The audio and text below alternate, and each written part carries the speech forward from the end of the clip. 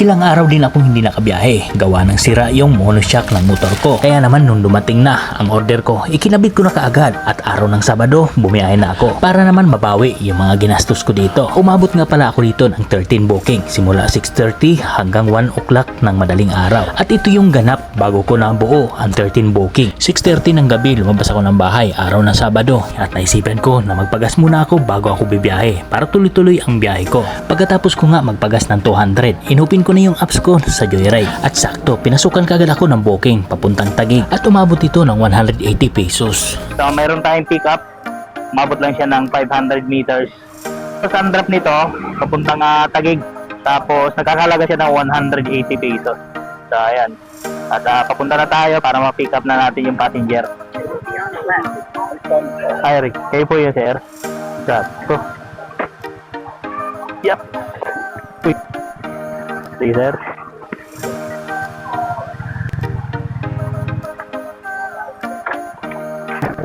Okay sir, sige sir Saktong 7 o'clock tayo nakarating dito sa drop off. So yung 180, 200 ibinigay sa akin, wala nang sukli. So may tip ako na 20 pesos. So sunod natin booking ay simula naman dito sa Taguig papuntang Parañaque, nagkakalaga ng 110 pesos. So 1 minute yung pick up, umabot siya ng 140 meters simula dito.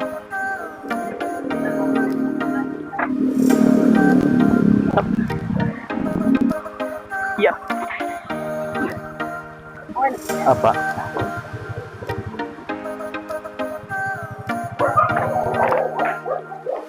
Tasa.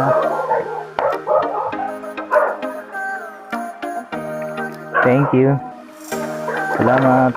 110, bigay 120. So may 10 piso tayong tip. So 7:47. Dalawang booking pa lang tayo. Simula kanina alas 6. Mayroon na tayong 320 pesos. At dito wala na pumasok na booking, kaya naman lumabas muna ako ng subdivision. Kaya naman pagdating ko dito sa service road, sakto naman may pumasok sa aking booking papuntang Parañaque at madadaanan ko lang ang pick up location niya.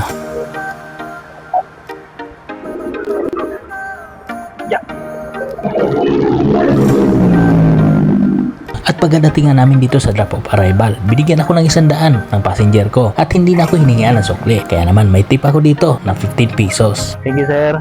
809. So mayroon na tayong 400. Dahil nga wala pang pumasok na booking, tumambay muna ako dito ng saglit kasama mga tropa kong rider. At habang nakatambay ako dito kasama yung mga rider, pinasukan ako ng booking dito lang din sa harapan namin sa 7-Eleven. Papunta naman itong Jupiter Makati at umabot ito ng 109 pesos. At dito, hindi ko alam na hindi pala nakabukas ang camera ko. At nung nasa Makati na ako, sakto naman, nadaanan ko si Lady Rider, ang ate ng kalsada. Mukhang paldo na.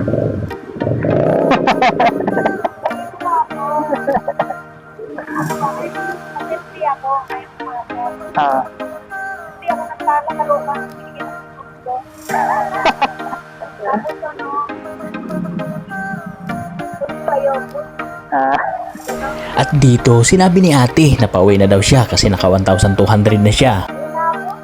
Pwede ka na? Anong oras ka ba lumabas? Anong oras ka lumabas? Ay, pwede na. Sali kita sa vlog ko Sali kita sa vlog ko. Sige. Sige. Sige. Buti ba si Lady Rider? Naka 1 na ako, 600 talaga. At dito, tumambay lang ako ng saglit at pinasukan naman ako papunta namang Taguig. At umabot ito ng 122 pesos. Kaya naman, inaksip ko na agad at pinuntahan ko na kaagad si passenger. So may pumasok sa akin dito lang sa Bagtikan Street papuntang Taguig. So nagkakalaga siya ng 122. Pick up nito ilang kilometer, 4 minutes. Saan ang daan ito?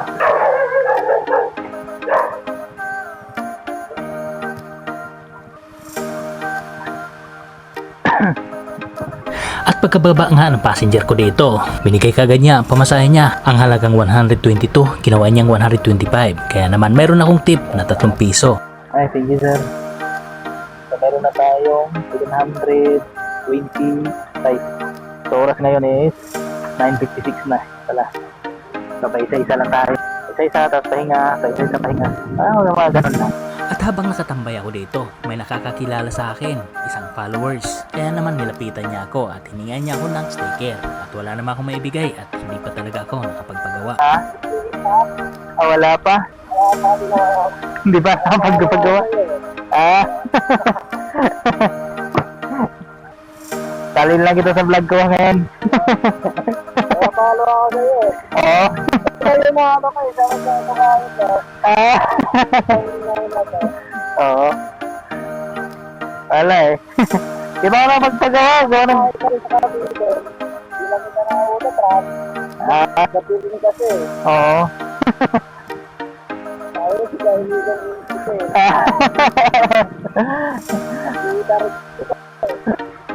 Next time. Sige, ingat. Thank you Thank you. Sige. So, shoutout kay Pop House. Maraming salamat sa iyo at nakapalo ka pala sa akin. So, ayan.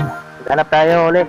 Bababa ako at At dahil wala nang pumasok sa akin na booking dito sa Bonifacio Road, nakapag-decide na ako na bumaba ako ng Taguig. Baka sakaling pasukan ako ng booking doon. At sakto naman, kunting tambay lang, pinasukan kagad ako ng booking. Saan to? South Daang, Hari. Taguig. Ito lang sa Macdo. Yun, Macdo.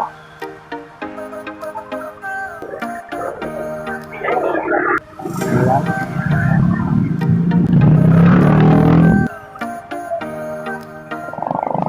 Tingnan namin dito sa drop of arrival. Pagkabigay nga niya ng 100, hindi na siya humingi ng sukli. Kaya naman may tip ako dito na 4 pesos. Kaya maraming salamat kay madam. So, yung mga kaibigan, sasuka tayo ng booking. Pick up dito sa iglesia. Doon sa pwede.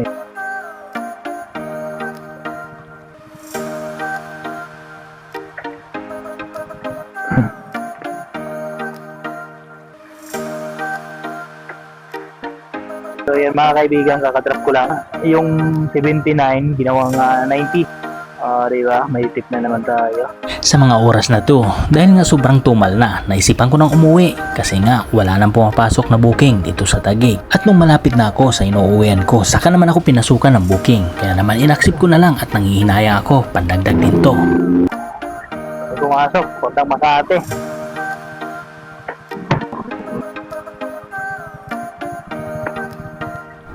At pagkadating nga namin dito sa drop of arrival, binigyan ako ng passenger ko ng 100 at hindi na niya ako hininga ng sukli. Kaya naman may tip ako na 31 pesos. Thank you sir maraming salamat sir. At mga ilang minuto lang, pinasukan din kaagad ako ng booking papunta namang Terminal 1. At umabot ito ng 82 pesos. Kaya naman inaksip ko na kaagad at pinuntahan ko na kaagad si passenger.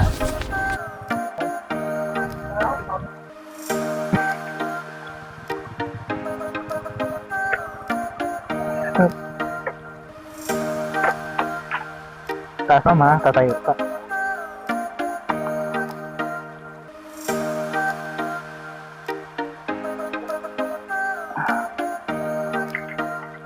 Thank you, ma'am. At dito, ang binigay ni madam ay 100. Hindi na niya ako hiningan ng sukli, kaya naman may tip na naman ako. At umabot ako dito ng 10 minutes, nagantay ng booking, walang pumapasok, kaya sabi ko, bibiyahe na ako. Ito, gapang na naman ako pauwi. Pag may pumasok na naman, yan, pick up na naman. At dito, hindi nga ako nagkamali dahil pagdating ko ng Buendia, pinasukan ako ng booking at umabot ito ng 174, kaya naman inaksip ko na kaagad.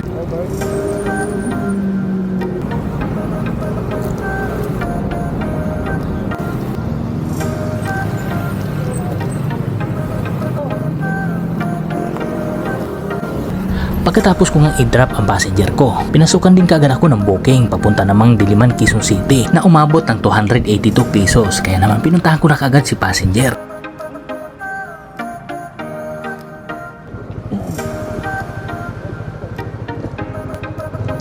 So yun na nga mga kaibigan, drop ko lang ang isang passenger papunta dito sa Quezon City, Diliman na nagkakalaga ng 282. So ang binigay sa akin is 350. So ayun mga kaibigan, pinasukan din ako agad ulit ng booking papunta naman sa Misa, 93 pesos, dito lang din sa lift. Okay, nasa cellphone mo kayo.